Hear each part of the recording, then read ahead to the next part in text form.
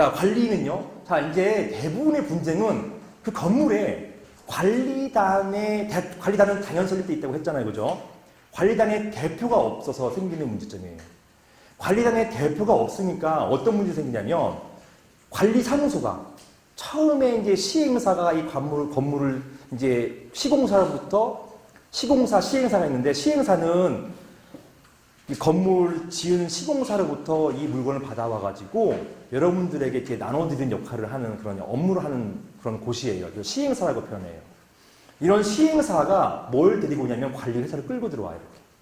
그래서 실제 관리를 하세요. 관리를 하시는데 적법한 어떤 관리단 대표는 아직 없는 상태예요. 없는데 그냥 관리사무소에서 가서 뭐 관리비 내세요 하면 여러분들은 착하시니까 내시잖아요, 그냥. 불편한 거 있으면 관리사무소 소장님한테 이제 요청해가지고 고치기도 하고 관리비도 내고 이렇게 하지 않습니까? 실적으로는 관리 주체가 없는 상태에서 그냥 하는 거예요. 법무부 추산으로 전국에 집합 건물이 10만 개예요. 10만 개 중에서 이렇게 관리 주체, 관리인이 있는 건물이 30%가 안 돼요. 70%는요? 그냥 관리 주체도 없이 무주공산 상태에서 그냥 관리 회사가 들어와서 그냥 마음대로 하는 거예요. 이렇게. 물론 마음대로 한다 하더라도 어떤 정도가 있으니까 크게 개의치 않아가지고 분쟁이 안 생기는 것 뿐이고, 그 다음에 나 혼자 나서면 뭐 하겠어요. 관리사무소 찍히잖아요. 그러니까 그거 싫으니까 그냥 참고 있으니까 크게 문제가 안 생긴 것이지, 실제로 그 10만 개 중에서 7만 개 이상의 건물은 다 무주공산이라니까요. 그러니까 관리사무소에서 전횡을 저지른 경우가 많이 있어요. 관리비를 옆에 건물보다 과다하게 많이 받는다든가, 아니면 관리가 너무 부실해요. 주차 관리도 안 돼 있어요. 밤만 되면 서로 주차하려고, 아침만 되면 자고 있는데 깨워가지고 차 빼라고 하고, 이게 너무 많단 말입니다. 주차 관리도 안 돼 있어요. 그래놓고서는 돈은 엄청나게 받아가요. 불만이지 않습니까? 불만이에요. 그러니까 어떻게 하느냐, 우리의 대표를 뽑아가지고 이 관리업체를 바꿔버리겠다, 이렇게 하겠다는 것이에요. 관리업체 바꿔버리려면요, 관리단 대표가 있어야 됩니다. 여기에 관리단, 대빵이 있어야지, 대빵이 당신 나랑 계약책을 안 했으니까 나가라고 할 수가 있는 거거든요. 이 관리인 선임하는 게 그래서 중요한 것이에요. 관리인, 보시는 것처럼 관리단의 대표를 말하는 것입니다. 보통 관리단 회장이라고도 말은 하세요. 여기에서 관리인 하니까 다 관리소장님 말씀하시는 거로 생각하시더라고요. 착각이에요. 관리소장님은 그냥 관리업체에 그냥 일하시는 분이고, 관리인 하는 건 관리단 대표를 말하는 것입니다. 관리인은 규약에 이렇게 달리 정한 바가 없으면 집회, 이게 특이한 게 다른 재건축이나 다른 조합이나 이런 건 총회라 표현하는데요.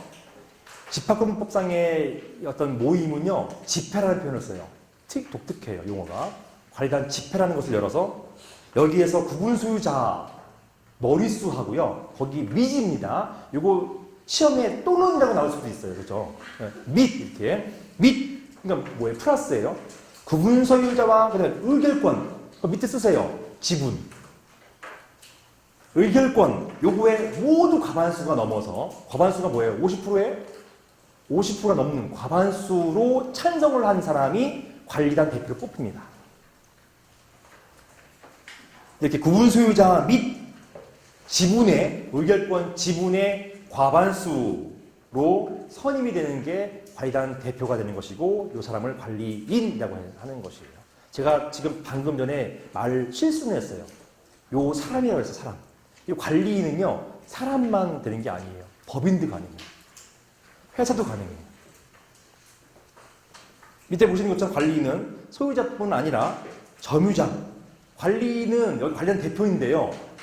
선생님, 관리단 대표는, 또 변호사님, 관리단 대표는 당연히 소유자야 되는 거 아닌가요? 법에 명문으로 규정되어 있어요. 집합금융법 24조 1항에 따르면 관리인은 소유자일 필요가 없다라고 명문 규정화되어 있습니다. 점유자도 그 다음에 될 수가 있는 것이고요. 그리고 소유자만 관리인을 뽑는 게 아니라 점유자, 임차인, 여기 점유자는 임차인뿐만 아닙니다. 임차인의 가족도 포함하는 것이에요. 이런 점유자도 관리인을 선임할 수 있는 의결권이 있습니다. 선임권이 있어요. 자, 그런 것입니다. 요즘에는요, 이런 관리인을 사람만 아니라 법인도 가능하다고 했잖아요. 그래서 요즘 법인으로 많이 합니다. 제가 안내도 많이 해드려요. 왜냐? 사람이 되냐. 예를 부동식을 관리인으로 이렇게 선임하면요. 막 유혹이 생기거나 책임이 너무 과다해요. 유혹은 뭐냐면, 뭐 관리인에게 한 달에 뭐 얼마씩 인건비도 주고, 뭐 판공비도 주고 그러시거든요. 요거 바라시는 분들이 계시기도 해요. 물론 다는 아니지만. 또 이 건물에 관련된 여러 가지 이제 결제할 것이 있기 때문에 파워가 굉장히 강해요. 한 사람에 집중됩니다. 그러니까 문제가 많이 생겨요. 그리고 또 한 반대로는요, 뭐 관리비가 거치는 게 뭐 한 달에 1억 이상씩 거치고 막대한 돈을 왔다 갔다 해야 되는데 이게 너무 부담된다는 거예요. 그러다 보니까 회사를 만들어가지고 회사에서 관리인 세웁니다. 관리인 대표로 회사를 세워서 이 회사 같은 경우는 회사에 대표가 있고 이사들이 있잖아요. 이 이사회에서 결정할 수 있게끔 해주는 구조를 취하는 것입니다. 이게 이제 너무 디테일한데요. 요거는 나중에 한번 이런 게 있다는 정도만 알고 가시고 실무에서는 굉장히 이게 유용할 것입니다. 자, 관리단 집회. 말씀드린 것처럼 총회라는 표현을 쓰지 않아요. 관리단 집회라는 표현을 씁니다.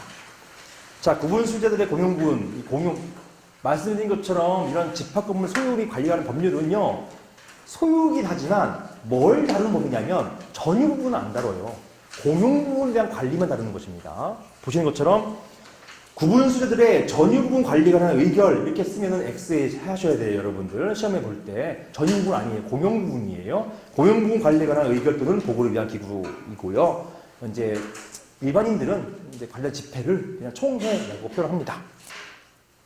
관리인이 집회 7일 전에 소집하게 되어 있고요. 이 7일 전에 소집한다라는 것을 가지고서 7일 전에 발송해야 되는 것인지, 이런 소집 통지서를 발송해야 되는지, 아니면 7일, 발송만 하면 되는 것인지, 아니면 7일 전에 여기 소유자들이나 점유자들에게 이 통지서가 도달돼야 되는 것인지, 발신주의인지 도달주의인 것인지에 대해서 판례가 엄청 갈렸었어요.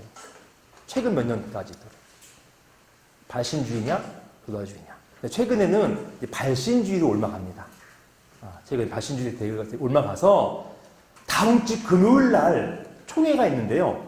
오늘 금요일 날 이걸 발송해버려요. 그러면 토요일, 일요일 건너뛰죠. 그 다음에 월요일 바로 안 들어갈 수 있어요. 지방에는. 그럼 화요일 날에 이르러서 금요일 날 총회 있는 것을 한 3일 전에 받아들이게 됩니다. 그럼 너무 시간 짧은 거 아니냐. 나 일정도 있고 약속도 잡아놨는데.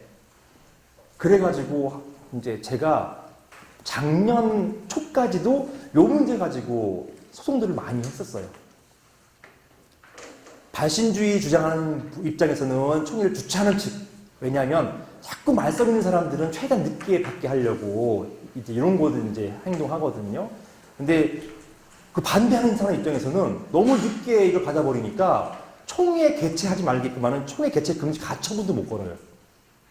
이걸 저 총회 못 걸게 하는 방법이 있거든요. 총회 개최 금지 가처분을 걸어야 되는데 이 가처분은 화요일까지만 신청하면은 수요일 날이나 목요일 날 신문 열어서 바로 결정해버려요. 그러니까 이런 기회를 박탈시켜 버린단 말입니다. 화요일 날 받아가지고 수요일 날 총회 개최 금지 가처분을 신청하더라도 목요일 날 신문이 열릴까 말까 돼버리기 때문에 시간이 너무 급해요. 그러니까 이런 경우는 질 가능성이 굉장히 높습니다. 왜냐? 총회는 법원에서는요, 그냥 일단 열어주라고 표현하고 있거든요. 열고 나중에 다투라 이렇게 하는데 아무튼 간에 이렇게 다툴 수 있는 기회를 박탈시켜버리는 것, 이걸 하기 위해서 의도적으로 최대한 늦게끔 받게 하는 걸 하거든요. 총회를 여는 측에서는. 총회 여는 주최 측에서는 발신주의를 굉장히 밀고 있습니다.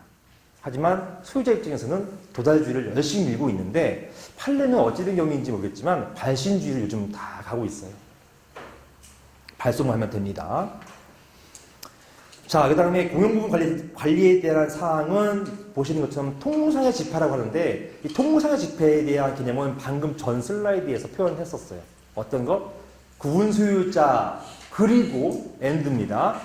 의결권 지분의 각 과반수. 구분 소유자의 과반수 플러스 의결권 지분의 과반수. 이게 모두 찬성했을 때 그때 결의가 통과됩니다. 이런 식이에요. 거기 와서 거수하거나 거기에서 과반수가 아니에요. 참석한 사람이 과반수가 아니라 무조건 등기부상에 있는 구분소유자 머릿수예요. 무조건 등기부수 부상에 있는 면적의 과반수입니다. 참석한 사람 과반수가 아니에요. 이거 오해하시면 안 됩니다. 그리고 여러분들 혹시라도 시험에 낼지 안 낼지는 제 마음이지만 혹시 의결권이 나오면 거기다가 의결권 지분 쓰면 안 돼요. 그러니까 지분은 우리가 이해하기 쉽게 하려고 하는 것이지 법문상으로는 의결권만 나와 있습니다. 그러니까 여러분들은 이제 법학 이제 하시는 분들이기 때문에 명칭은 정확하게 쓰셔야 돼요. 여러분 마음대로 쓰시면 안 됩니다.